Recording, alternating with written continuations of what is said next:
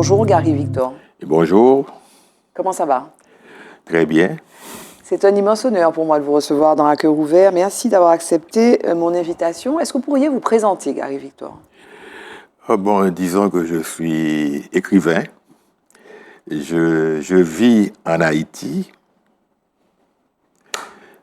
Voilà, j'écris des romans, j'écris des pièces de théâtre, j'écris des scénarios pour le cinéma, pour la télévision, voilà.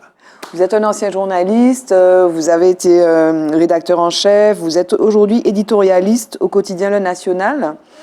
Est-ce qu'il y a un lien évident entre l'écriture de romans, de dramaturgie, et puis le métier de journaliste que vous avez exercé? Je crois qu'il y a certainement un lien. Parce que le métier de journaliste te met souvent en contact, te plonge dans une réalité souvent extrêmement difficile, extrêmement chaotique.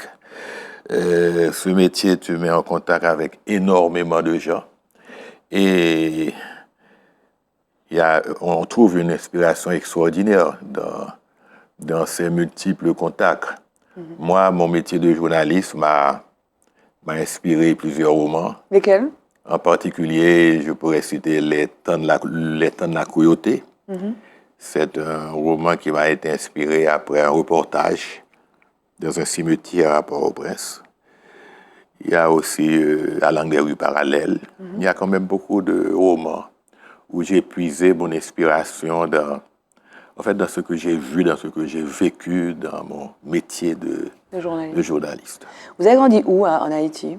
Comment? Où avez-vous grandi en Haïti? J'ai grandi à Port-au-Prince, malheureusement. Je dis toujours malheureusement. Pourquoi? Parce que j'aime tellement la campagne, j'aime tellement la nature, donc j'ai vécu un peu dans le béton de Port-au-Prince, dans le chaos de Port-au-Prince, le chaos continuel de Port-au-Prince. J'ai toujours, tout jeune, j'ai toujours eu l'envie de m'évader, de partir loin au bord de la mer. Donc je regrette toujours d'être né à Port-au-Prince, tout en étant quand même très fier d'avoir grandi dans cette ville qui était très belle dans le temps, mais qui malheureusement a été défigurée par la violence que l'on connaît.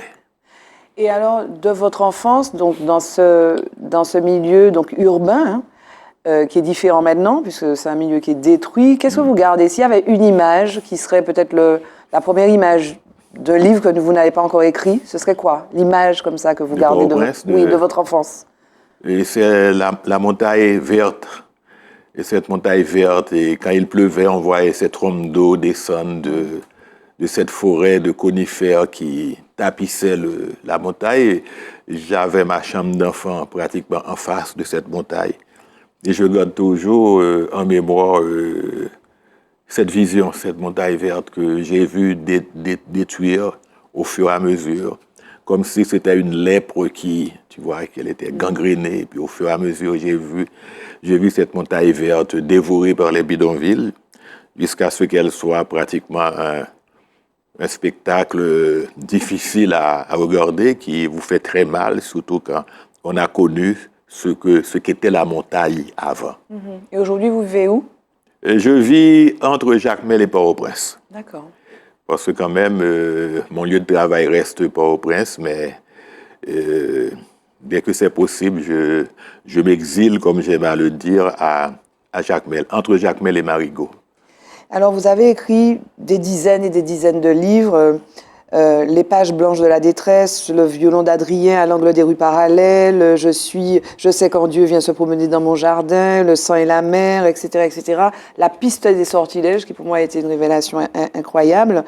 Et alors, il y a donc cette écriture sur la réalité, mais cette écriture aussi sur ce qui dépasse la réalité, cet invisible, notamment la piste des sortilèges. Est-ce que la réalité est à ce point difficile que finalement c'est un appel de l'invisible, c'est un appel de l'autre monde pour vous? Est-ce qu'il faut passer pour comprendre la réalité, il faut écrire l'invisible, il faut écrire ce qui n'existe pas?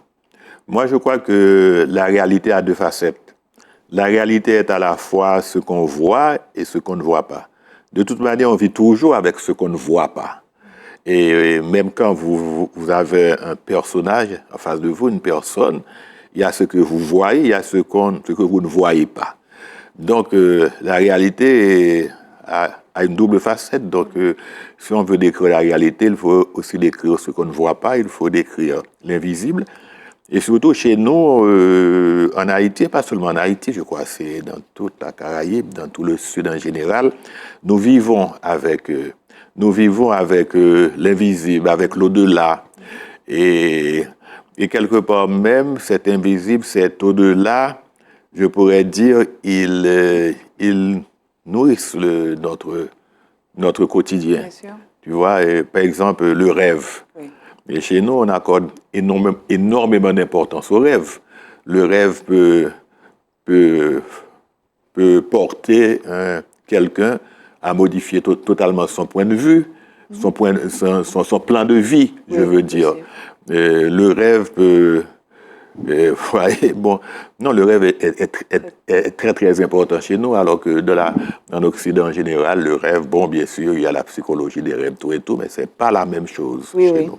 Et alors, donc, là, vous êtes en Martinique en résidence. Vous finissez une résidence d'écriture dans le cadre des théâtrales de novembre, organisée par ETC Caraïbes, donc écriture théâtrale de contemporaine Caraïbes. Résidence d'écriture, comment ça s'est passé? Donc, vous avez travaillé sur un personnage, donc l'amour d'errance. Comment ça se passe, une résidence d'écriture? Une résidence d'écriture, c'est toujours un moment où l'auteur s'extrait un petit peu de son quotidien pour travailler un roman, une pièce de théâtre. C'est le moment de démarrer un projet important. Et à l'occasion de cette résidence, j'ai démarré l'écriture d'une pièce de théâtre, un projet que j'ai en tête depuis pas mal de temps, mais que j'ai jamais eu l'occasion de mettre en œuvre. C'est de parler d'un personnage, je pourrais dire, très peu connu, en même temps assez connu par certains, un chef révolutionnaire haïtien, un chef marron qu'on appelle l'amour d'errance. L'amour d'errance. L'amour d'errance, c'est un personnage extrêmement important de la révolution haïtienne qui a vécu qui est mort en 1803. Et je pense qu'il est important pour nous Haïtiens et pour tous ceux qui s'intéressent aux révolutions en général de connaître un personnage comme l'amour d'errance. Pourquoi? Qu'est-ce qu'il incarne face à Dessalines notamment, ou bien face à Toussaint Louverture? Bon, vous savez, c'est un chef révolutionnaire, mais qui était considéré comme on appelle ça chez nous un bossal, c'est-à-dire un Africain. Et vous savez, Haïti, c'est un espace où il y a eu beaucoup de préjugés. Dès très tôt en Haïti, il y a eu cette coupure entre ceux qui se considéraient comme des créoles et ceux qui se considéraient comme des bossals.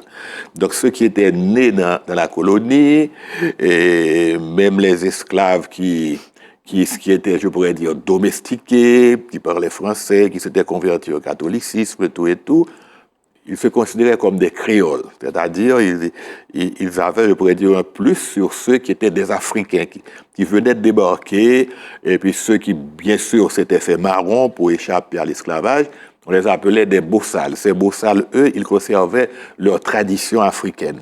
Et l'élite, ça veut dire que l'élite créole, c'est-à-dire ceux qui ont pratiquement gagné la guerre de l'indépendance, ils ont toujours considéré avec mépris ces chefs marrons. Et ces bossals n'ont jamais eu le même regard sur la société. Tu vois, ils n'ont pas eu le même objectif. Et alors qu'en général, les créoles voulaient reproduire un peu le modèle occidental, le modèle de plantation occidentale, les bossals, eux, ils avaient un autre projet. Vous voyez, et il y a toujours eu cet antagonisme en Haïti entre les créoles et les bossals. Et l'amour d'errance, c'était un bossal. Et l'amour d'errance, c'était un bossal. Il a été considéré comme un traître? Non, pas du tout. Il était considéré comme un élément extrêmement gênant, plutôt. Extrêmement gênant par ceux qui allaient, par les généraux. D'ailleurs, il était considéré aussi quelque part comme un général, hein, quand même. C'était quelqu'un qui avait la même mise pratiquement sur la moitié du territoire à l'époque, tu vois, et du Bas-Oruco jusqu'à Tiburon, toute la zone de l'Ouest, tout et tout. Donc, c'est pour ça qu'à un certain moment, il a fallu se débarrasser de lui. Donc, c'était En fait, c'était quelqu'un de très, très, très important qui avait même sous ses ordres des officiers du Sud. D'accord. Voyez, donc. Et donc, vous allez révéler, avec cette pièce, vous parlez de cet homme-là. Et finalement, le message, qu'est-ce qu'il incarne finalement? Il incarne... Bon, et je pense qu'il incarne... vous savez, il a fallu du temps pour, comme je dis souvent à mes amis, il a fallu du temps pour comprendre un petit peu et ce que voulaient ces chefs Bossal. C'est qu'ils faisaient très peu confiance aux autres, aux créoles, parce qu'ils se disaient, les autres, ils vont nous reproduire le même système. Mm-hmm. Tu vois, ce système d'exclusion. Mm. Et effectivement, c'est ce qui est arrivé. Très tôt en Haïti, on a vu une petite caste s'emparer du pouvoir, et la majorité, qui était quand même des Bossal, ont été exclus de l'État. Et jusqu'à présent, 2 siècles plus tard, qu'est-ce qu'on voit en Haïti? On voit une petite élite, et vous avez la majorité de la population, quand même, ce sont les descendants de Bossal, qui sont totalement hors de l'État. Ils n'ont pas accès à l'eau, ils n'ont pas accès à l'électricité, ils n'ont pas accès à l'éducation, ils n'ont pas de route, vous voyez?